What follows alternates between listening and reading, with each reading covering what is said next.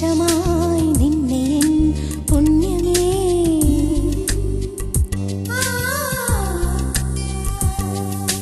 ദൂരതീരങ്ങളും മുഖതാരങ്ങളും സാക്ഷികൾ.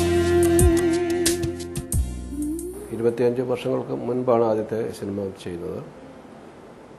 ഇപ്പോൾ 2010 എത്തുന്നു. 25 വർഷങ്ങൾ പൂർത്തീകരിച്ചു. ഈ 25 വർഷങ്ങൾ കൊണ്ട് ഞാനൊരു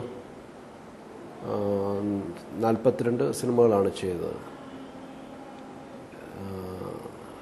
42 സിനിമകൾ എന്ന് പറയുമ്പോൾ 25 വർഷത്തെയും 42 സിനിമകളുടെയും ഒരു എക്സ്പീരിയൻസ്